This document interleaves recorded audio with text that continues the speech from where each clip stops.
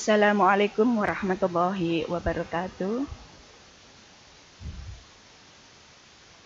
Bismillahirrahmanirrahim. Raditu billahi rabba wa bil islami dina wa bi Muhammadin nabiyya wa rasulah. Rabbi zidni ilma warzuqni fahma. Rabbi syurah li sadri wa yassir li amri wa hlul 'uqdatam min lisani yafqahu qawli. Amin. Bagaimana kabarnya anak-anak pada pagi hari ini? Alhamdulillah, mudah-mudahan kita semuanya diberikan sehat panjang umur sehingga kita bisa dipertemukan kembali di dalam pembelajaran daring melalui link YouTube dalam kondisi sehat walafiat.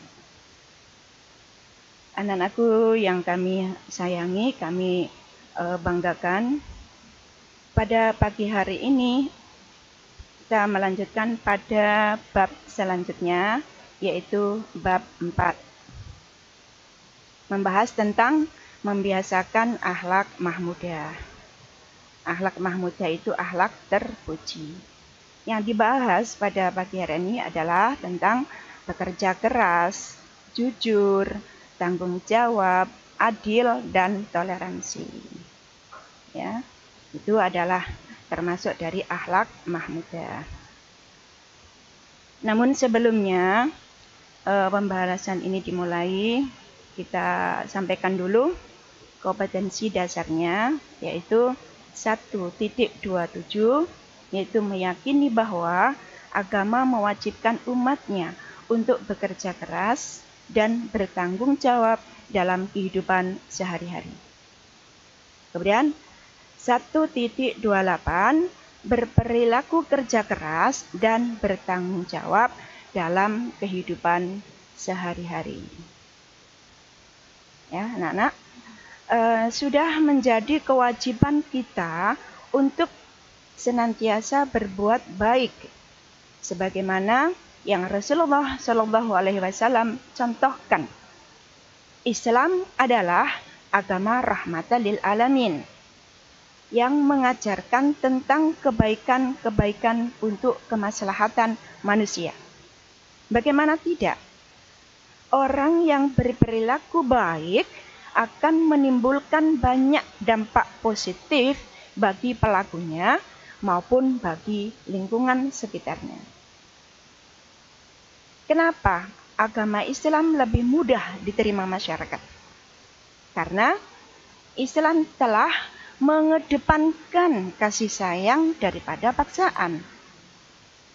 Islam senantiasa menanamkan nilai-nilai kebaikan sehingga tercipta masyarakat yang penuh kedamaian dan penuh kasih sayang. Segala bentuk perilaku manusia, dari bangun tidur sampai dia tidur kembali, itu juga diatur oleh Islam. Nah, pada materi berikut ini yang kita pelajari adalah beberapa akhlak mahmudah atau akhlak terpuji yang sudah tadi disampaikan di awal judul, yaitu membahas tentang kerja keras, jujur, tanggung jawab, adil, dan toleransi.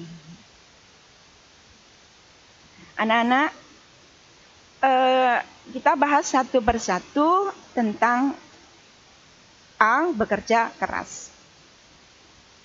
Manusia hidup di dunia ini pasti memiliki suatu kebutuhan, terutama di dalam kebutuhan primer. Untuk memenuhi kebutuhan tersebut, manusia harus bekerja untuk mendapatkan penghasilan. Tentunya, pekerjaan yang harus dilakukan adalah pekerjaan yang halal atau tidak bertentangan dengan syariat Islam.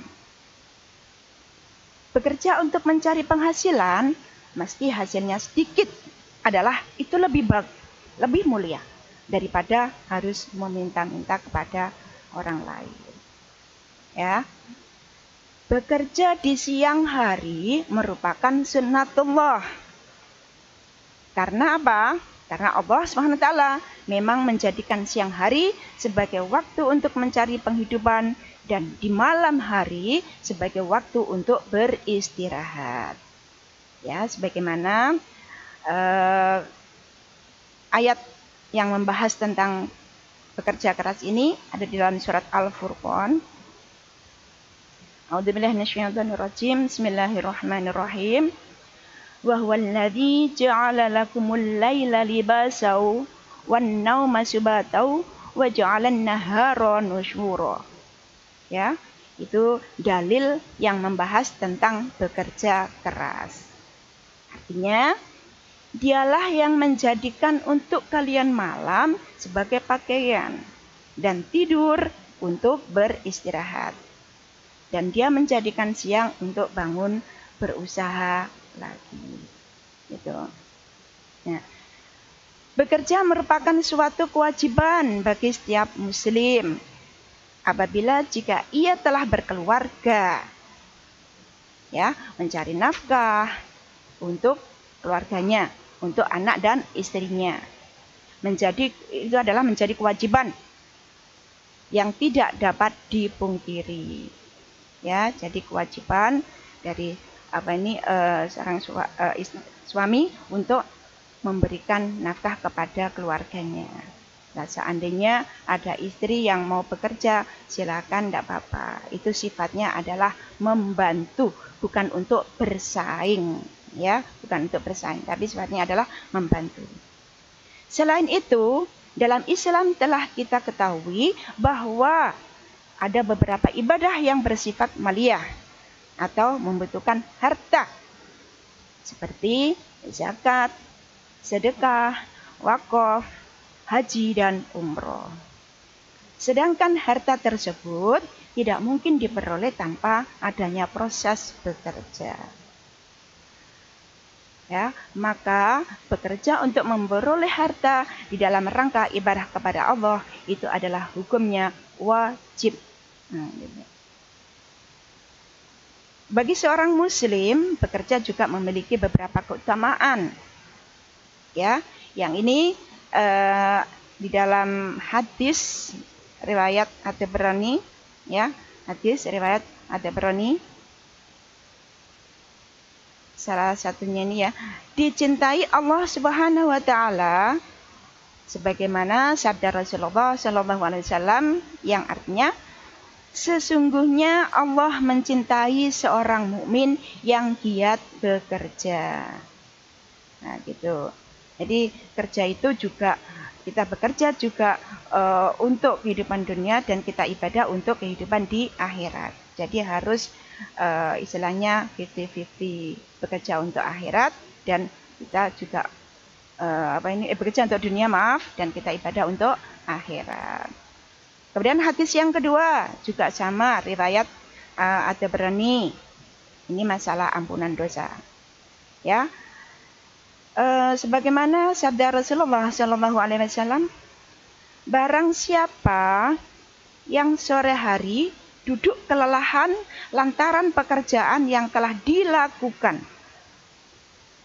maka ia didapatkan sore hari tersebut dosa-dosanya diampuni. Ya, jadi seharian kerja keras, kemudian sampai di rumah istirahat, duduklah. Dengan istirahatnya itu loh, ya, itu juga didapatkan ampunan dosa dari Allah. Ya Allah, subhanallah, ya, itu maha rahman rahimnya Allah di situ ya. Dalam bekerja harus memperhatikan ketentuan-ketentuan supaya pekerjaan yang kita lakukan dapat mendapatkan pahala ya dari Allah Subhanahu wa taala. Apa sajakah ketentuan-ketentuan tersebut? Nah, yang semuanya yang kita lakukan itu telah mendapatkan pahala dari Allah. Ya. Pertama adalah niat ikhlas karena Allah Ta'ala. Niat ikhlas karena Allah Ta'ala. Inna a'malu binniyah. Ya. Jadi apapun yang kita lakukan itu harus kita landasi dengan ikhlas karena Allah. Jangan pernah berharap apapun selain mencari ridhonya, selain kita ikhlas kepada Allah. Apapun yang kita kerjakan, baik itu ibadah, baik itu pekerjaan apapun, jangan pernah berharap apapun dari Allah. Termasuk itu adalah kalau kita orang awam sih ya, nggak masalah dalam rangka untuk dalam rangka untuk mencapai itu, supaya kita giat untuk bekerja dan giat untuk beribadah. Tidak masalah kita melihat dari pahalanya apa. Tapi kalau kita sudah tergolong muslim yang taat, jangan pernah kita melakukan semuanya, baik itu ibadah maupun kita bekerja, jangan pernah diniati dengan berharap apapun dari Allah kecuali ridhonya. Ikhlas kita karena Allah Ta'ala. Ya. Jadi berdasarkan niat ikhlas karena Allah ini menepati poin yang pertama. Gitu. 2, itqan atau sungguh-sungguh dan profesional di dalam bekerja. Ya, jangan bekerja itu jangan separuh-separuh. Kita harus fokus pada pekerjaan yang kita lakukan. Dan itu juga dituntut pada ahlinya masing-masing. Jangan bukan ahlinya terus kan diamanati seperti nanti tunggu kehancurannya itu, ya gitu ya. Kemudian ketiga, berperilaku jujur, amanah dan bertanggung jawab. Ya. Jadi melakukan pekerjaan itu harus kita benar-benar sesuai dengan apa yang kita kerjakan dan sesuai dengan apa yang kita omongkan. Itu merupakan amanah. Nomor 4, menjaga etika sebagai seorang muslim. Nah, etika sebagai seorang muslim itu apa? Kita harus benar-benar bisa menjaga, benar-benar kita sopan, benar-benar kita santun dalam hal tingkah laku maupun dalam hal ucapan kita. Kita harus bercermin kepada sikap kita sebagai pribadi muslim. Nomor 5, tidak bertentangan dengan aturan Islam.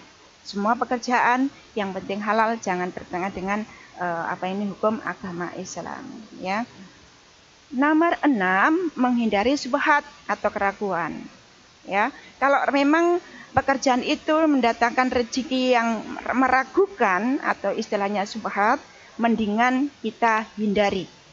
Ya, di dalam Al-Qur'an pun juga sudah dijelaskan sikap syubhat itu harus dihindari. Daripada kita ragu, ya mendingan kita hindari.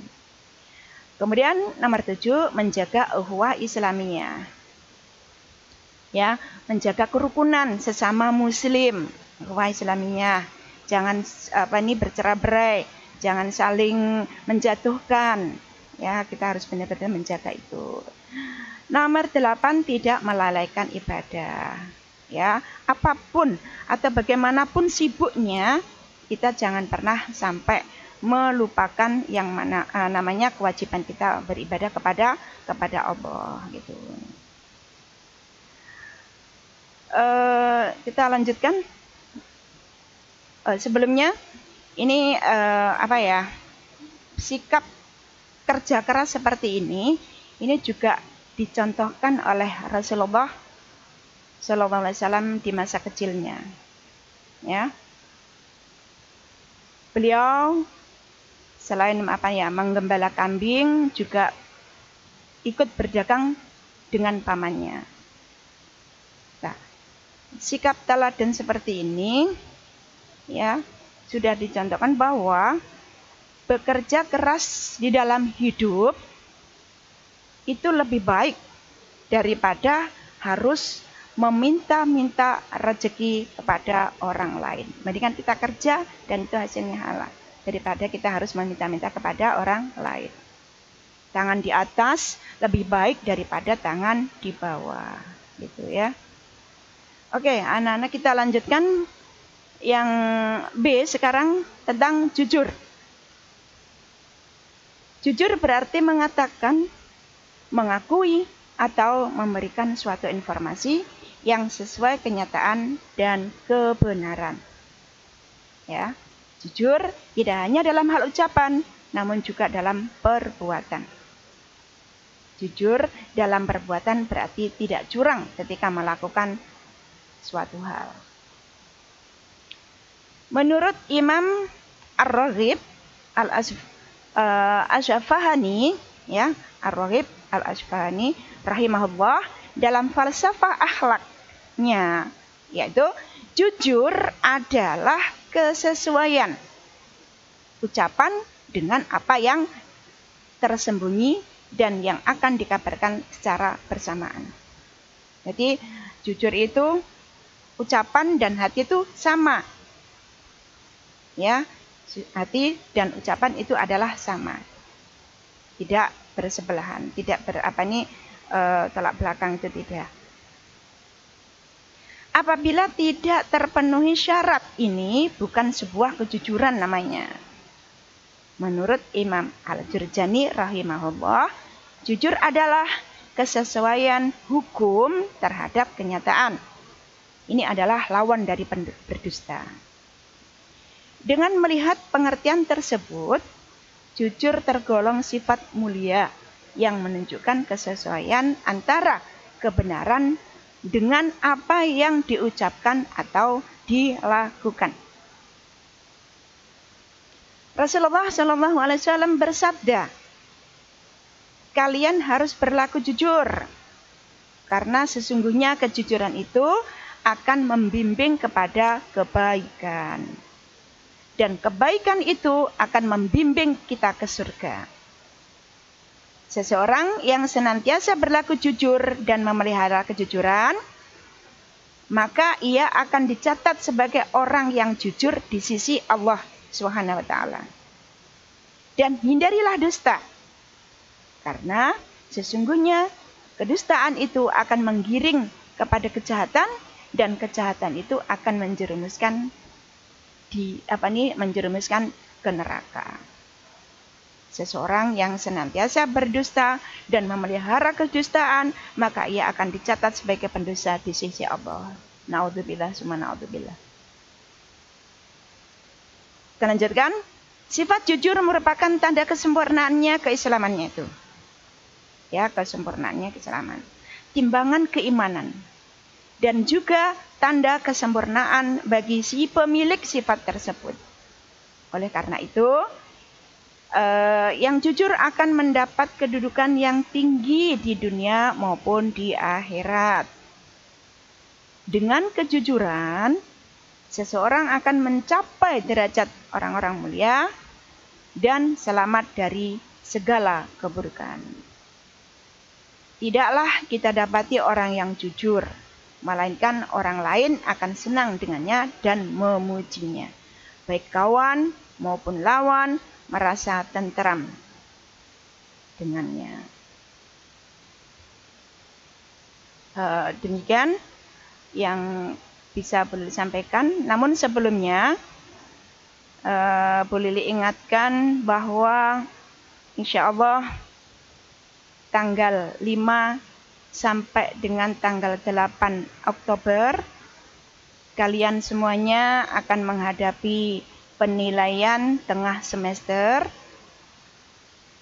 Untuk itu kami harapkan anak-anak semuanya untuk mempelajari materi-materi yang sudah Bu Lili dan Bu Aulal berikan kepada kalian semua dari awal pertemuan sampai hari ini, sampai bab 3 ya.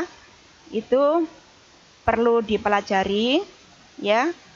Jangan lupa boleh ingatkan juga bagi kalian semuanya yang tidak pernah absen, tolong untuk aktivitasnya ya, untuk aktif juga karena sudah kalian menerima bantuan dari pemerintah yang namanya kuota ya. Jadi untuk selanjutnya tidak ada alasan lagi untuk tidak punya HP, tidak punya paketan, tidak ada internet, tidak ada lain sebagainya. Tolong ya, demi kebaikan kesemuanya, aturan ini supaya diindahkan ya, dipelajari semuanya dari bab pertama tentang perilaku kritis, dan bab 2 tentang demokrasi, dan terakhir adalah di bab 3 tentang iman kepada hari akhir.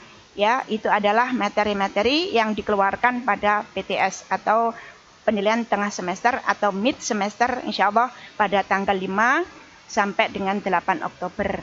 Insya Allah minggu depan. Ya, demikian anak-anak. Selamat belajar. Mudah-mudahan apa yang disampaikan pada hari ini bisa manfaat, barokah di dunia wal akhirah. Akhir kalam, idana syuratul mustaqim wa bahul muwafiq ila aqwamid thariq. Assalamualaikum warahmatullahi wabarakatuh.